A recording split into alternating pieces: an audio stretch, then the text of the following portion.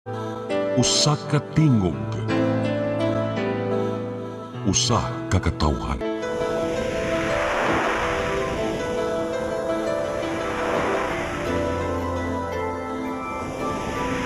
Cebu Catholic Television Network.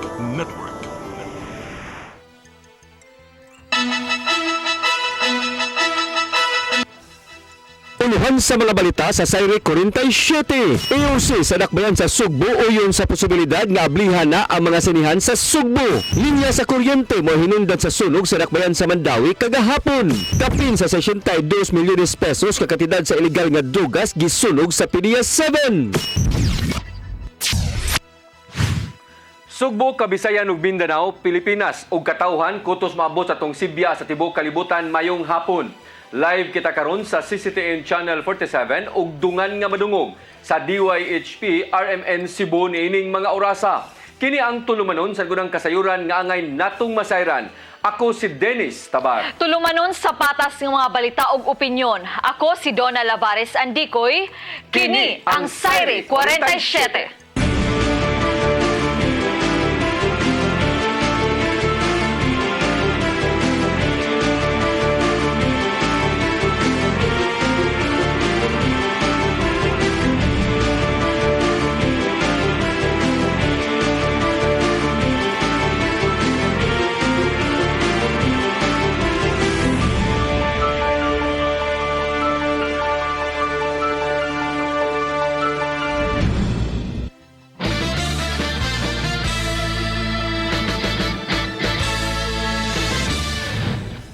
Ug karon sa kumpletong detalye sa atong mga balita, Emergency Operations Center sa dakbayan sa Sugbo bukas sa posibilidad nga ablihan na ang mga sinihan dinhi sa dakbayan sa Sugbo, ilabi na kung doon na pagtugot.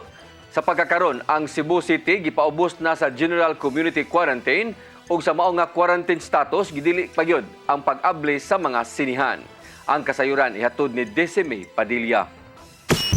Nagkanayon si Cebu City Councilor Joel Garganera, Deputy Chief Implementer for Interagency Task Force Emergency Operations Center Cebu City nga abli sila sa posibilidad nga buksan ang mga sinihan dinhi sa syudad apan kinahanglan mga fully vaccinated ang makasulod. Kini human ang cinemas ug movie houses mahimo na unya maka-operate kun ang Metro Manila ipaubos na sa Alert Level 3 sugod karong Oktubre 16. Ubos sa updated guidelines sa pilot implementation sa bagong COVID-19 alert level system sa gobyerno. Ang cinemas ug movie houses tugutan nga maka-operate ubos sa alert level 3 sa maximum 30% indoor capacity alang sa fully vaccinated individuals ug 50% outdoor venue capacity. Ang tanang cinemas ug movie houses workers ug empleyado kinahanglan sab nga fully vaccinated batok sa COVID-19 tungod kay ang minimum public health standard istrikto nga tumanon. Nunot niini si Consiel Joel Garganera miasoy nga sa quarantine status sa Cebu City nga General Community Quarantine kun GCQ. Gidili pagyud ang pag-abli sa mga sinihan ug movie houses. Yeah, we're open to that. In fact, amo na maganin nang gi-walk through nato ang mga sinihan, no? Sa SM, amo naman nang gi-walk through.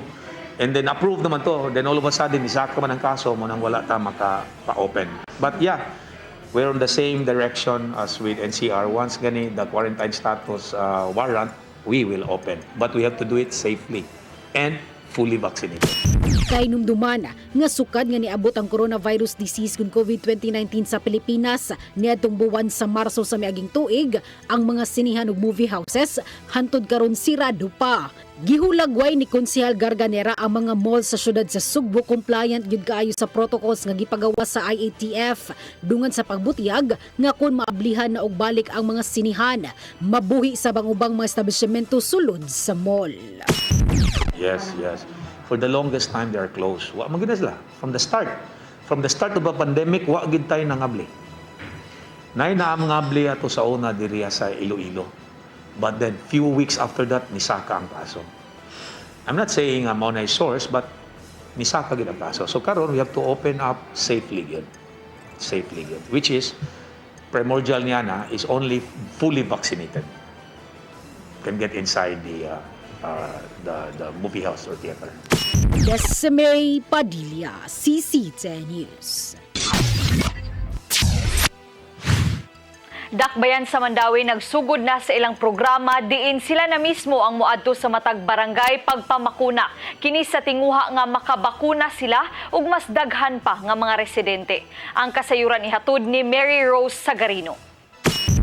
Gisugdan na sa syudad sa Mandawi ang ilang barangay-based COVID-19 vaccination program. Kaganinang buntag, gipahigayon ang programa sa Barangay Luog ug Subang Dako. Katuyuan niini nga makabakuna pa og mas daghan nga residente. Gumikan mas duol na kanila ang vaccination. Sigon ni Percy Mendoza po nga si nurse supervisor nga ipahigayon ang programa sa matag barangay duha sa usa ka semana. Giangko ni Pungasi nga minus ang pagdagsa sa mga tao sa vaccination. Nagpaduol na kita sa mga katawhan, no? Especially karon, no? Nga na tay daghang vaccine. So, we are hoping nga mga tao dili visitant muduol na gid sila kay kami nasad gid ang nagpaduol nila.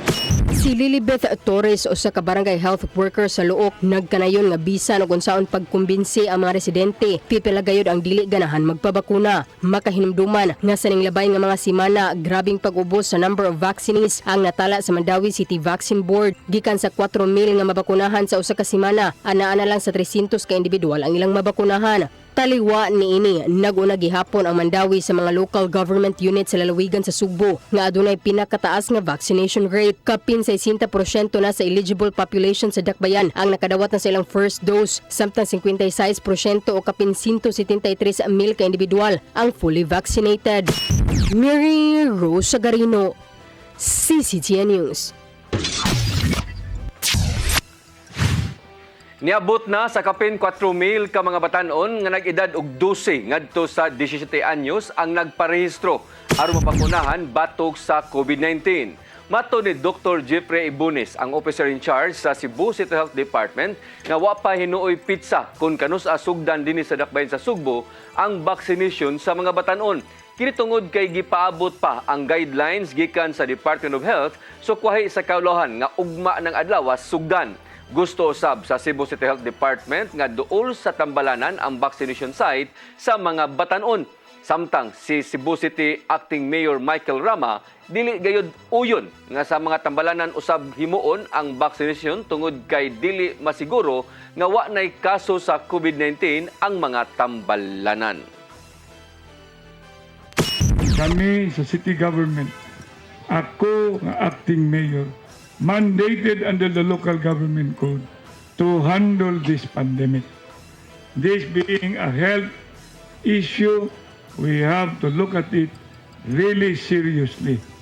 That we should not be bringing our children just to a hospital that we are very much aware na naa diha hadlok manggali ang mga adults, mga hospital, dadon na natudaan ang atong mga anak dito sa hospital. Siniswerte man ta anak. Samtang Visayas Vaccination Operations Center nang hinaot karon nga mas mapalambo pa ang dagan sa pagpamakuna dinha sa kalungsuran. Sa pagkakaron aduna pay 1.8 milyones ka doses sa COVID-19 nga wa magamit lokop rehiyon nga posibleng mausik kundi magamit sa labing daling panahon. Ang kasayuran ihatod ni Gia Navarro. Gilauman sa Visayas COVID-19 Vaccination Operations Center kung VVOC nga mas mulambo pa ang dagan sa pagpamakuna ngadto sa mga nagkadaiyang LGUs sa mosunod pang mga panahon. Kiniuman nga nakita sa ilang datos niadtong Oktubre 10 nga naa sa 1.8 million ka mga doses sa COVID-19 vaccines lukop rehiyon ang wala magamit. 53.6% ang gigamit usab gikan sa 1.4 million doses nga nadawat sa Cebu Province o gigahinan ngadto sa mga kalungsuran. Samtang ana lang sa kapin 704,000 nga mga doses ang wala magamit sa Cebu Province.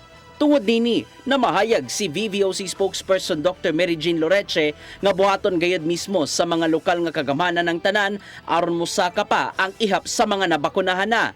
Kinisama lang sa pagbisita sa mga kabalayan o ngadto sa sitio level aron nga matagan og bakuna ang wala pa nabakunahan. Kung dili man makabot ang gitinguang target, posible pang maapod ngadto sa ubang mga rehiyon ang wala magamit nga bakuna aron dili masayang. Sa ating mga LGUs, this has to be an LGU-driven activity. Nakasalalay po sa mga kamay ng ating mga leaders paano po nila patakbuhin and to make sure that people will have to become vaccinated. Nasa 2.210 million na ka mga COVID-19 vaccine doses ang nahatag na Lukop Sugbo. Diin sa mong gidaghanon, sa 1.037 million ang nakadawat na sa second doses. Mamibutyag si Loreche nga naagyapon sa kamot sa mga nagdumala sa LGU ang mamahimong dagan sa vaccination rollout. Kinigumikan kay sila mismo ang responsable sa pag-awhag gato sa mga residente nga magpabakuna aron makabaton og igong proteksyon batok sa COVID-19.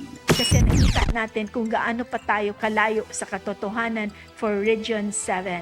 But again, we are not losing hope. We are looking forward to more vaccinees coming in, especially malapit na po ang Pasko natin. Ian Navarro, CCTN News.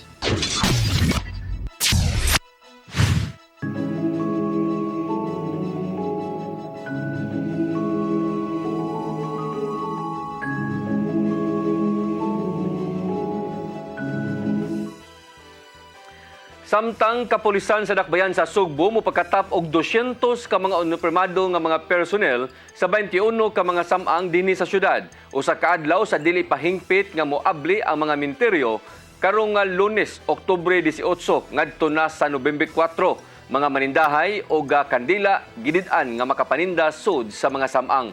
Ang kasayuran ihatod ni Arnold Bustamante. Nahukman sa kagamanan sa sudad sa Sugbo nga ilanang nga ablihan sa publiko ang mga samang sa Oktubre 18 adlong Lunes hangtod sa Nobyembre 4 kineron na paglikay sa pagdasok sa mga tao nga muduaw sa daghang mga mahal sa kinabuhi nga mitaliwan na sa daing kalibutan. Si Manlalaban Colin Rosel, ang emisary to the mayor sa Cebu City Hall na ganayon nga atol sa mga panahon ang tanang lagda sa executive order sa mayor mo'y ipatuman. Apan usa sa giduso ngadto sa Emergency Operation Center kun EOC ang pagpatuman sa no vaccination card, no entry sa mga samang sa Nobyembre 1 ug 2 ang adlaw sa mga santos o mga militay nga maoy usa sa gipaabot nga magdasok ang mga tao. I would like to inform the public that it is also proposed that 1 and 2 or All Saints and All Souls Day cemeteries might only allow fully vaccinated individuals to visit.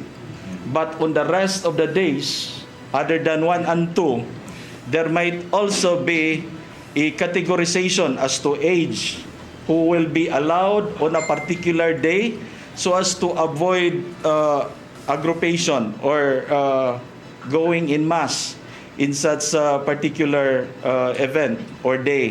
Nakikilain usab sila sa simbahang Katoliko nga way nagdumala sa mga minteryo ug nahukman nga duha ka misa na lang aga himuon sa usa ka adlaw.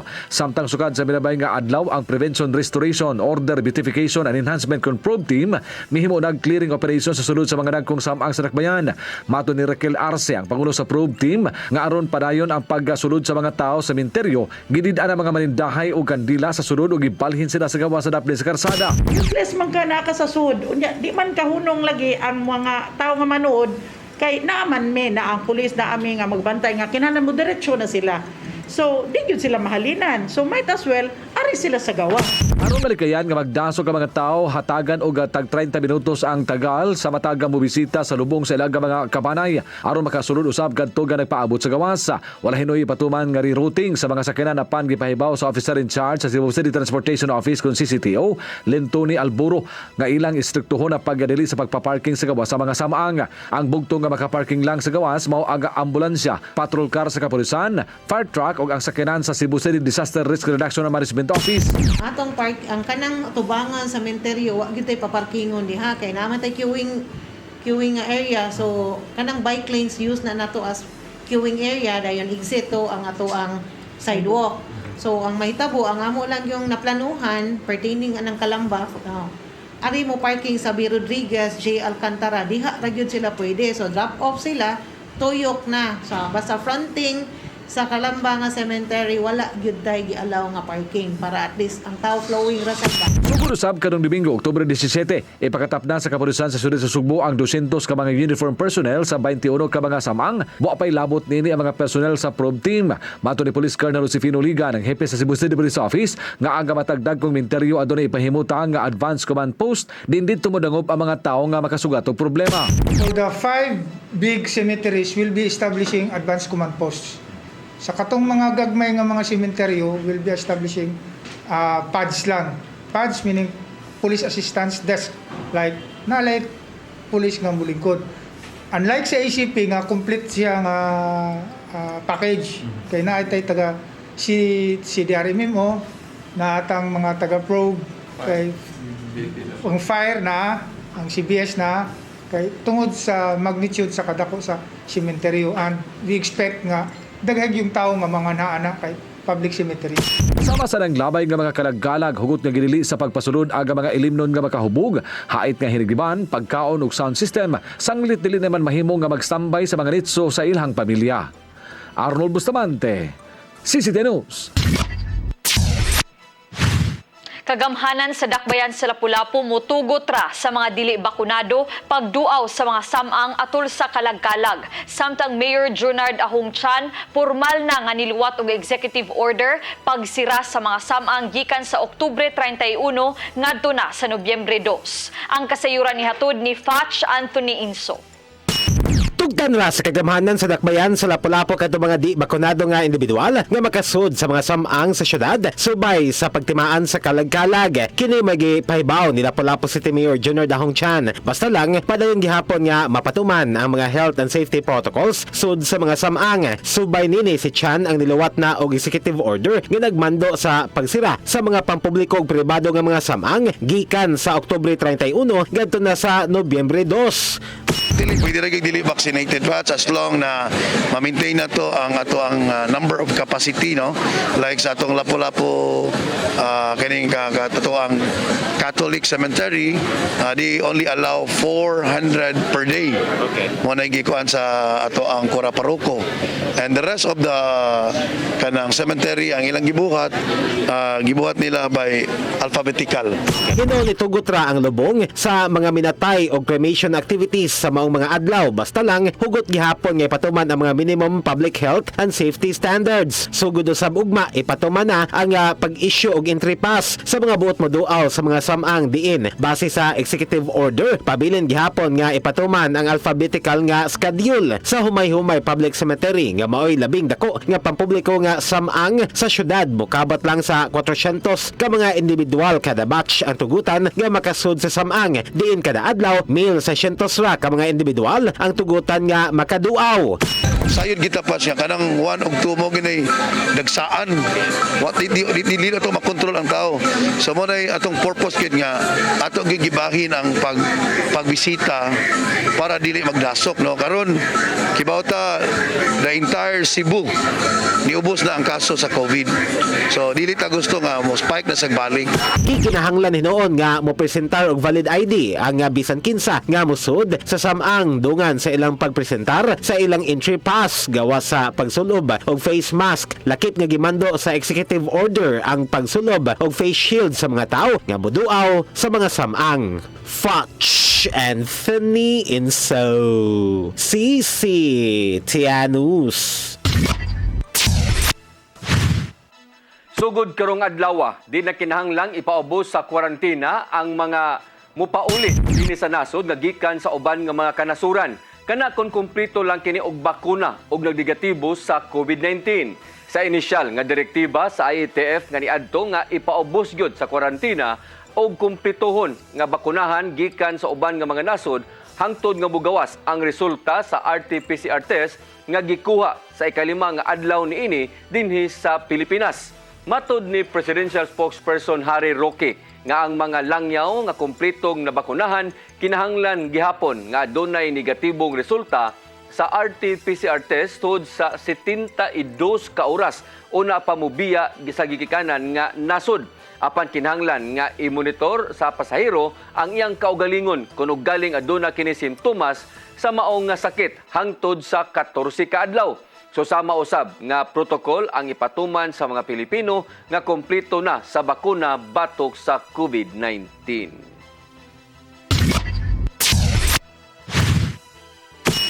Musunod, linya sa kuryente mo hinungdan sa sunog sa Dakbayan sa Mandawi kagahapon. Kana uguban pa sa atong pagbalik sa Sayre 47.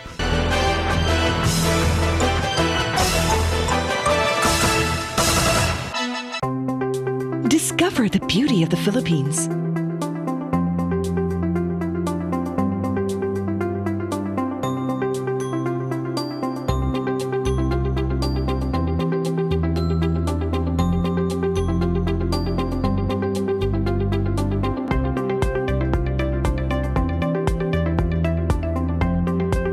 With Philippine Airlines, the country's flag carrier.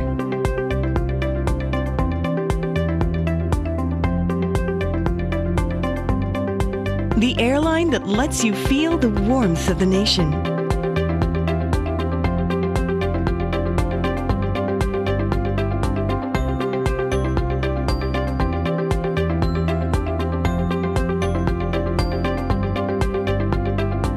Mabuhay!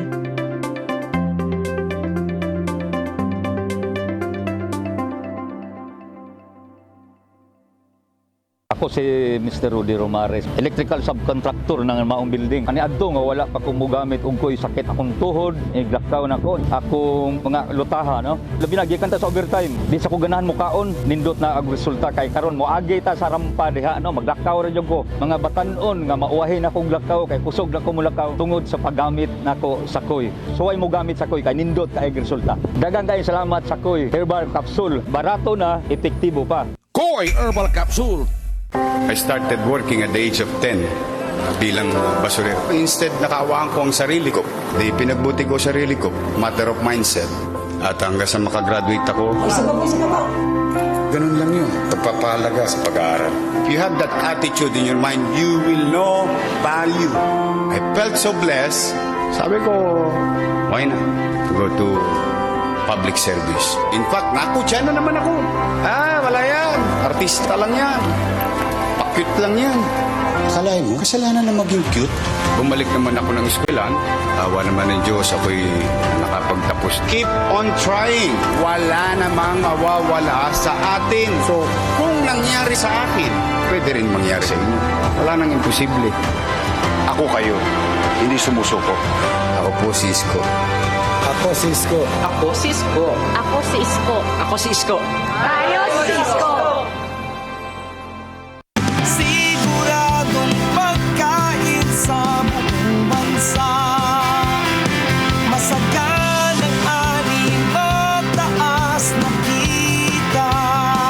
Maunlad na buhay ng mga magsasaka at mga mangingisda. Siguradong pagkain sa buong bansa.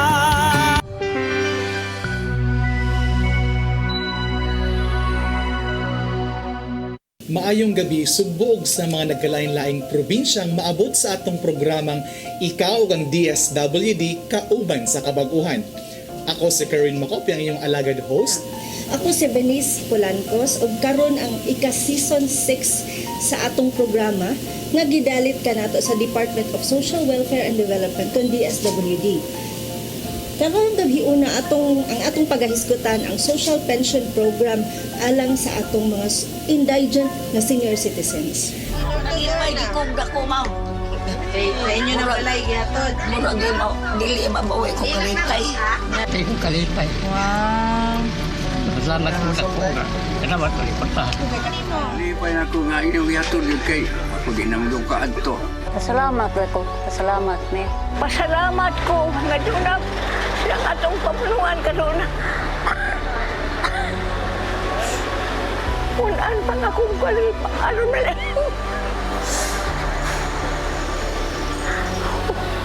Kalipay. Huwag ikasulti kalipay na nga. Hangtod sa kinatungsa sa akong kinabuhi. Ipaghalaw itong ipadayon. Mintas niya pa ko kinabuhi.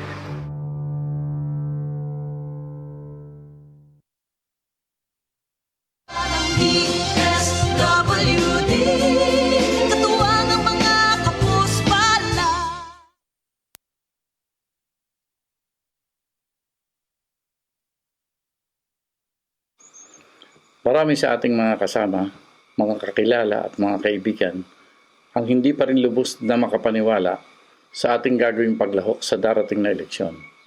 Patuloy ang mga tanungan kung totoo talaga.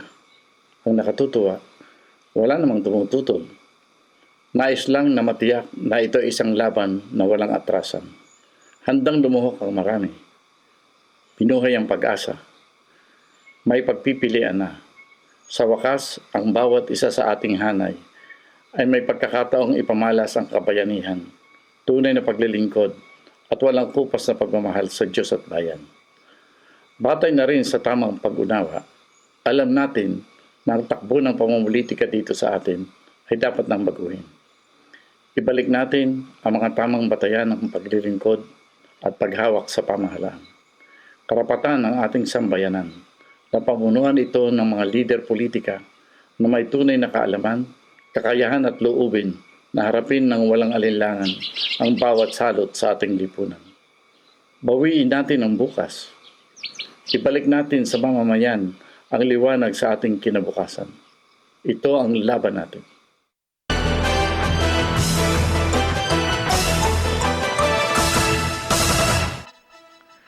Samtang linya sa kuryente ang posibleng rason sa natabong sunog sa may sitio Mohondos, Barangay Banilad, Dakbayan sa Mandawi kagahapon. Moabot sa kagatos ka mga individual ang napektuhan sa maungas sunog. Ang kasayuran ihatod ni Mereros Sagarino. Mao kini ang sample sa electrical wire abo ug debris nga nakuha sa sakop sa Mandawi City Fire Office sa panimay sa City Mohondos, Barangay Banilad, Dakbayan sa Mandawi kung asa nagsugod ang sunog. Ang mga sample ipada sa Maynila alang sa pagsusi aron masayran ang posible nga hinungdan sa sunog. Sigon ni Senior Fire Officer 3 Edgar Vergara nga adunay posibilidad nga ang hinungdan sa sunog tungod sa isyu sa elektrisidad. Gumikan kay suma ni Raymar Casona tag-iya sa panimay nga ang iyang computer ra ang naa sa sud sa kwarto di nagsugod ang sunog. Siya nga nangutan na ni siya nga nasa kwarto ko no computer. Computer lang niya. So kanang oras sa mga 10 o'clock 10 o'clock na sunod nangutan ko wa pay luto diya. Di ba siya manglutuan ng kwarto negative yang tubag. So ang nasa kwarto niya is only computer. 30 ka mga panimay ang gilamoy sa kayo diin moabot sa uskagatos ka individual lakip na renters ang naapektuhan. Sigon ni Kapitan Greg Yap nga kasamtangang nagpasilong ang mga biktima sa ilang mga paryente og tents nga ilang giset up nga anara usab sa lugar. Gipasabot sa kapitan nga sa Banilad Gym ang ilang giandam nga evacuation area apan gilayan ra ang mga apektado. Sigon ni Yap nga mopahigayon sila og special session kabahin sa sunog ug aron mahatagan og gamay nga ayuda ang mga biktima. Mary Rose Sagarino, CCTN News. Nibisita sa Kapitolyo og nakikita kang Gobernador Gwendolyn Garcia ang mga dagkong opisyal gikan sa nasud sa Germany. Nakadayeg sila si German Ambassador Ank Reifenstuel ug Honorary Consul Dr. Franz Seiden Schwarz sa epektibo nga lakang sa Kapitolyo nga matud pa mao'y hinungdan sa pagkunhod sa kaso sa COVID-19. Lakip sa nahisgutan sa ilang panagtagbo ang mas gipamubo nga kwarantina alang sa mga bakunadong OFWs o returning Filipinos. Samtang gipasigarbo ni Garcia atubangan sa duha ang hinay-hinay nga pagpalambo sa ekonomiya sa probinsya, pinaagi sa ilang mga programa sama na lang sa Sugbo Negosyo ug Sugbo-Sug Program.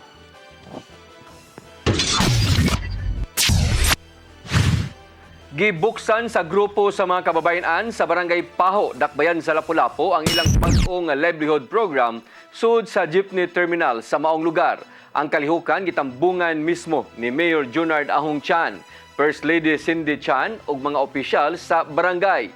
Ang grupo sa kababayan nga kapahungka ni bukas og tindahan sa mga dry goods lakip sa ang usakat kanaanan.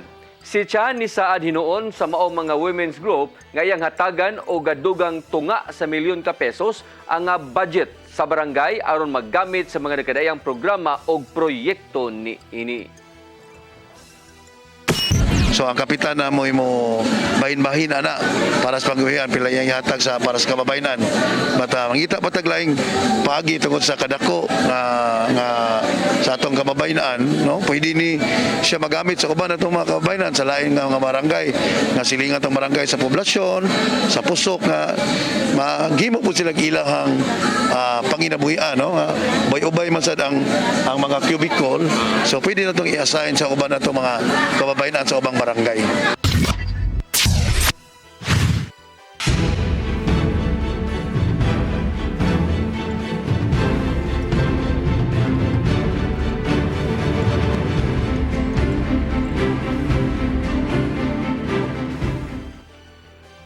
Gilimit ngadto sa 20 lang kasakyanan ang tugutan unya nga makaapil sa caravan sa mga national candidate nga mahitabo na karong Sabado ug sunod buwan.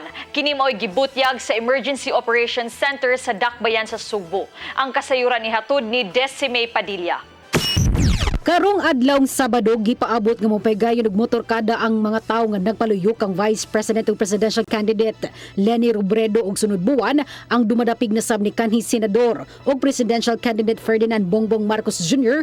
ang mohimo og caravan. Nunot ni ini si Cebu City Councilor Joel Garganera Pangulo sa Emergency Operations Center Cebu City miasoy. Sa miaging adlaw gibisita siya sa organizer sa grupo nila ni Vice President Robredo ug kanhi Senador Marcos ug ituki ang ilang mga planong may tungod sa caravan. Sigo ni Garganera usa ka gatos ka mga sakyanan ang gisgutan nila apan gihulagway sa konsehal nga dako gyud kining problema sa Cebu City Police Office ug Cebu City Transportation Office nga mo in charge sa road safety. Hinungdan miumol sila og uniform guidelines gikan sa usa ka gatos ka mga sakyanan. Gihimo nilang kining 20 ka sakyanan.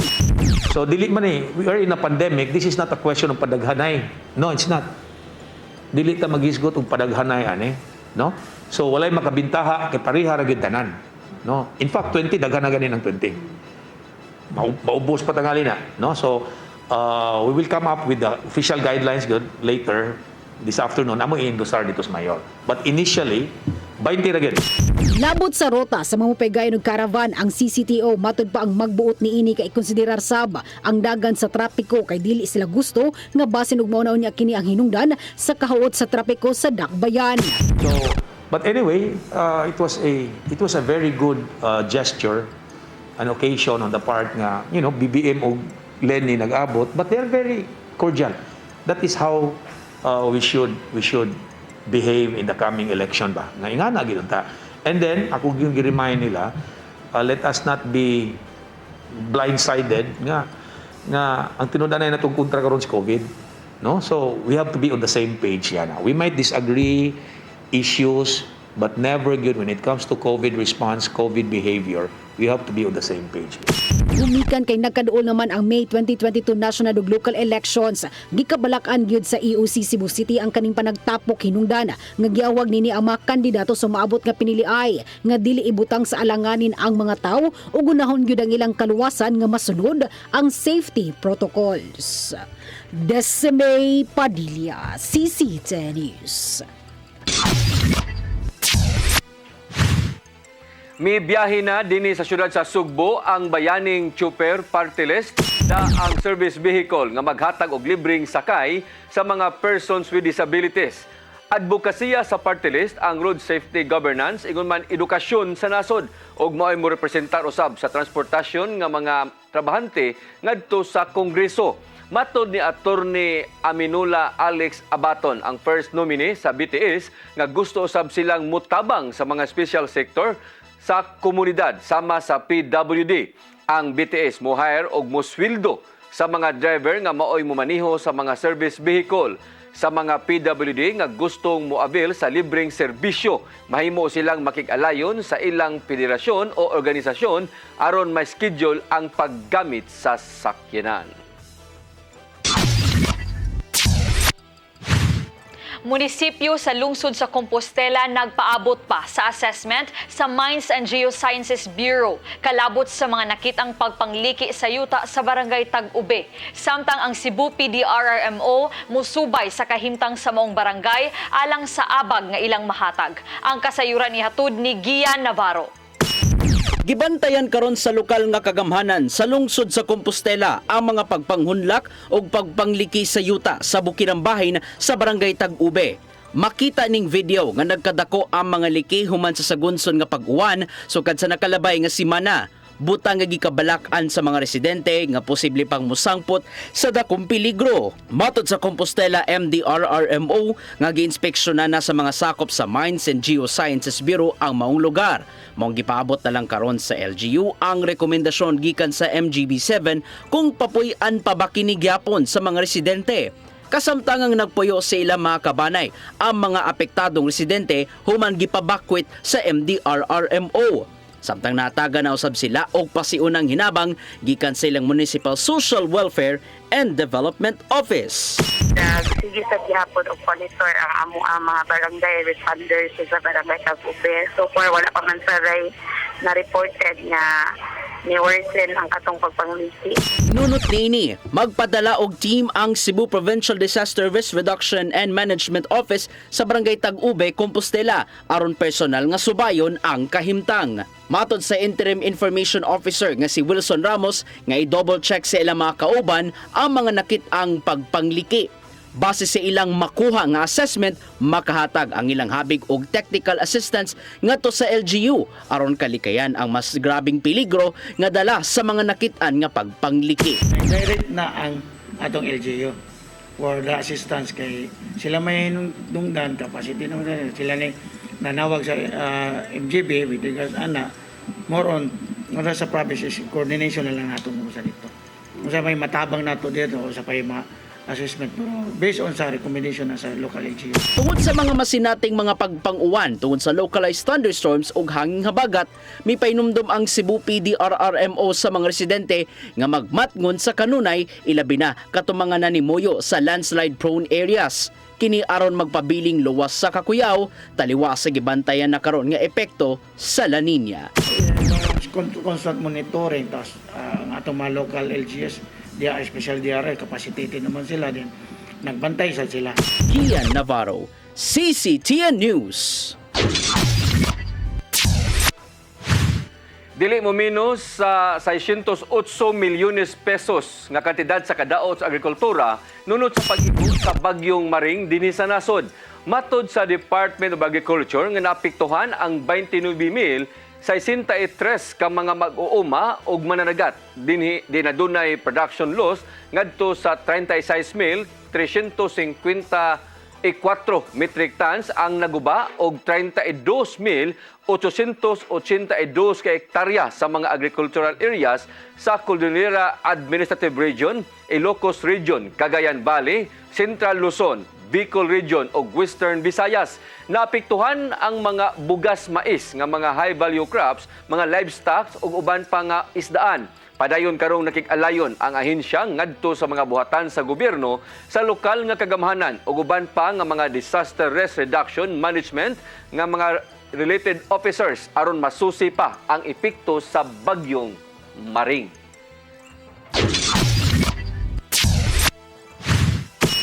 Musunod, kapin sa 62 milyones pesos ka kantidad sa ilegal nga drugas gisunog sa PDEA 7. Kana og uban pa sa atong pagbalik sa Saire 47.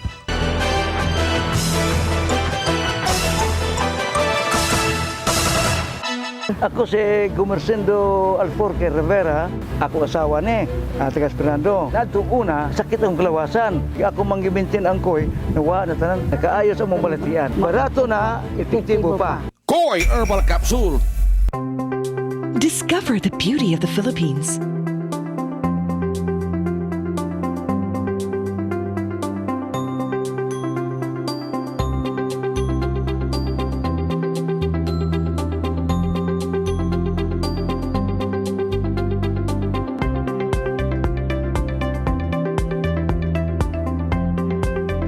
Philippine Airlines, the country's flag carrier.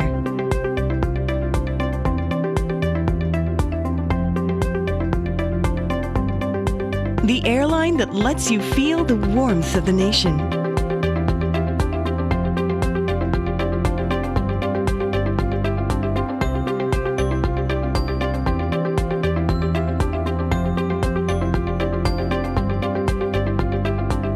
mabuhay.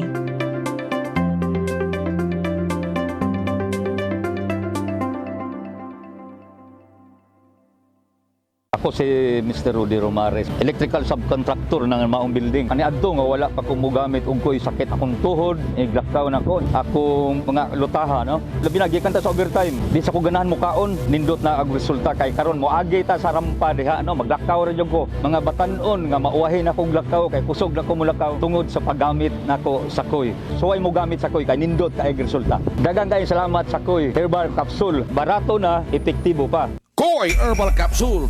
I started working at the age of 10 bilang basurero. Instead, nakawaan ko ang sarili ko. Di pinagbuti ko sarili ko. Matter of mindset. At hanggang sa makagraduate ako, ganun lang yun. Pagpapahalaga sa pag-aaral. If you have that attitude in your mind, you will know value. I felt so blessed.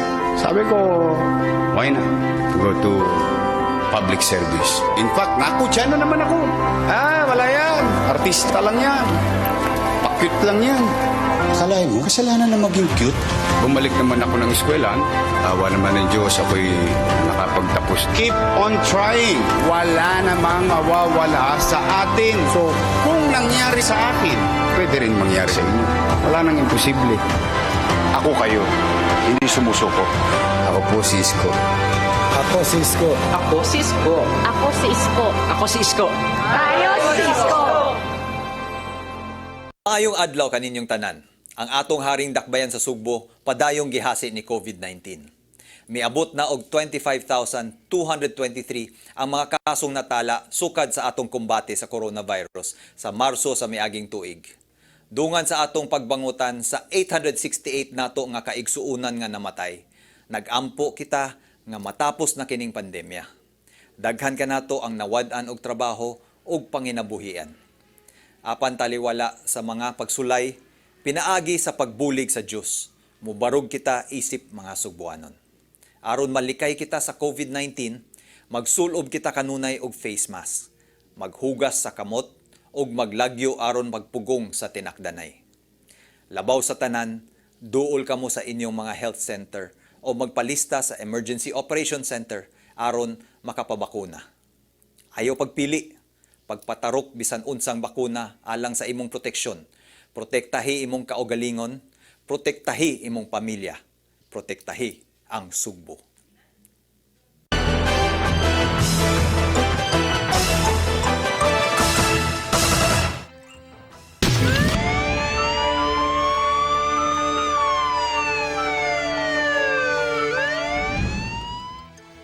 Balik sa ato mga balita, kapin sa 62.3 milyones pesos nga kantidad sa illegal nga drugas ang gisunog kagay ng buntag sa Philippine Drug Enforcement Agency kon PDEA-7. Human nga dunay pagtugot gikan sa korte. Ang kasayuran ihatod ni Arnold Bustamante.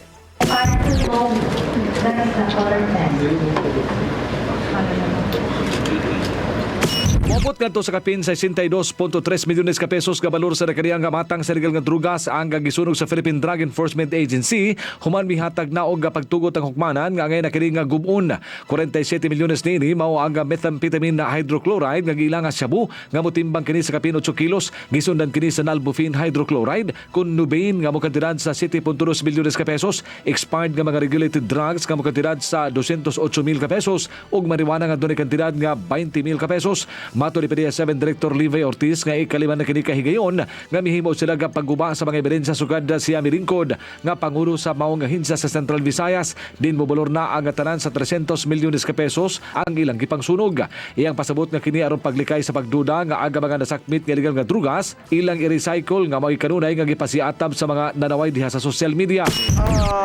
Mandato gina sa korte sir na sunugon ginato ang droga og nanay court order. At the same time, ipakita nato sa mga tao na ang ato ang ebidensya di na magdugay sa ato ang ebidensya kundi sunugon ginato ato siyang dauban through thermal stop.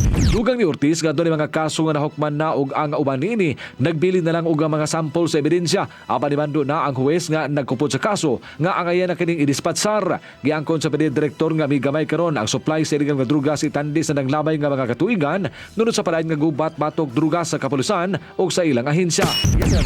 Naay decided cases ani naasay mga representative sample na lang ang gibilin, no? But definitely kaninta na sa court order. Si Director Levi Ortiz, si Executive Judge Joseph Ignacio sa Lapu-Lapu City Regional Trial Court nga may pinasidungang dinapit makasalamaton sa PDEA o sa kapulisan nga walay hunong silang anti-drug operation nga may resulta sa pagkasakmit sa milyon nga balor sa illegal nga drugas. Nagpasabot lamang kini matod sa huwes nga ang giriganon sa mao nga matang sa illegal nga drugas usa ka pagpamatuod nga aga mga otoridad naghimo silang trabaho.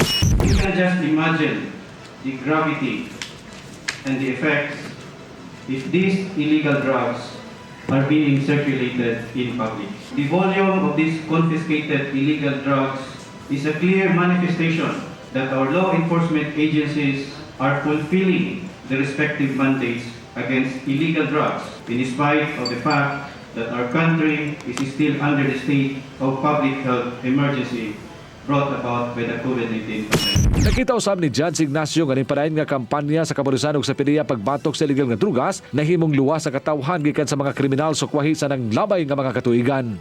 Arnold Bustamante, CCTV News. Nakigtagbo ang kaganihang buntag ngadto kang Lapu-Lapu City Mayor Junard Ahongchan, si PRO7 Director Roque Eduardo Vega. Usa silang nahisgutan mao ang pagtukod og mas dako ug hamugaway nga mga istasyon sa kapulisan sa Dakbayan. Ang kasayuran nihatod ni Fatch Anthony Inso. Ni courtesy call ngadto kang Lapu-Lapu City Mayor Junard Ahongchan ang bagong natudlo nga Regional Director sa Police Regional Office kon PRO7 nga si Brigadier General Roque Eduardo Vega kaganihang buntag kini magitugan ni Mayor Chan diin lakip sa mga ilang natuki mao ang may labot sa pagtukod og mas dako ug mas hamugaway nga police station sa syudad. Gitugan sa mayor nga sa kasamtangan doon na gitukod nga bagong police station ang Marigondon Police Station diin dito kini mahimutang sa Barangay Agus samtang suma ni Chan nga nahimo pa sila og mga negosasyon alang sa yuta nga tukuran og bagong building sa police station sa Pusok ug Mactan. Namanggod tayo mga station like sa Station 4 natay gibuhat ito nga donated na ang maong yuta nya it was built by the police, no? Inana. So mo na atong gipangita karon kay we have some stations nga gagmay kaayo. So kaya ngita ta og kanang dako-dako gyud nga area at least a minimum of 150 square meter mo na gipangayo sa ato ang PNP, no? Kaya they have the funds pero at least naaka nga gidakon para mabutangan. Matod ni Chan nga iyang gihangop ang mga lakang aron mamahimong presentable usab ang mga police station sa syudad. Hilabi na nga usa ka tourist destination ang Dakbayan. Hinuon ubos nini ang syudad mao'y mangita og luna nga tukuran sa bagong police station nga tukuron samtang ang Philippine National Police kon PNP may mugasto alang sa pagtukod niini. At least presentable ang ato ang police station kay we are a tourist destination nga makitaan sa ato mga turista nga gamay kayo og ato ang mga opisina. So muna ato ang panikamutan nga magbag-o na ang ato mga opisina sa mga kapulisan nato sa atong syudad. Anthony Inso, CCTV News. Lamdag, uban ni Tatay Dodong Limchua. Adunay upat kamatang ang pagkamatinud-anon. Una, ang pagkamatinud-anon nga kinaiya sa Ginoo. Ikaduha, kini usa ka positibong kinaiya sa tao.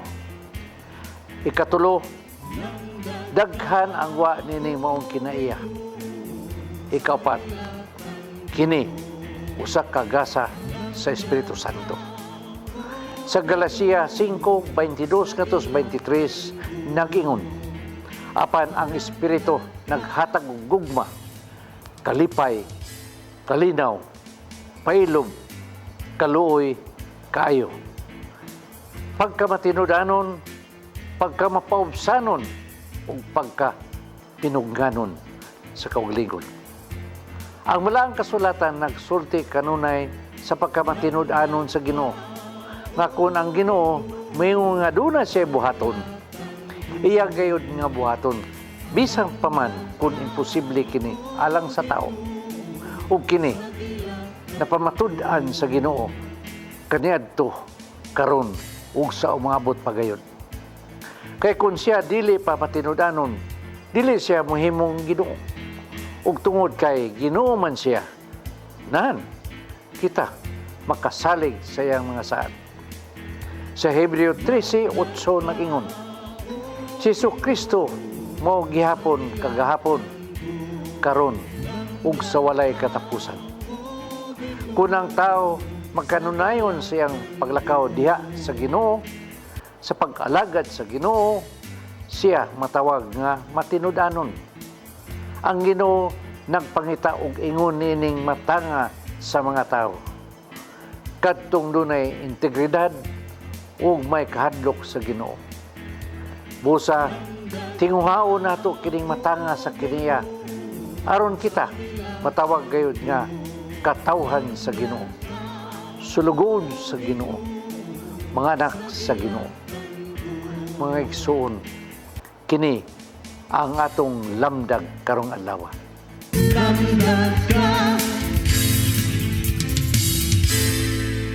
Mo kadto naglangkob sa ato mga balita sa Sayre 47, ako si Dennis Tabar. Ako si Donna Lavares, andikoy hangtod ugma sa inyong paboritong tulumanon. Sayre 47.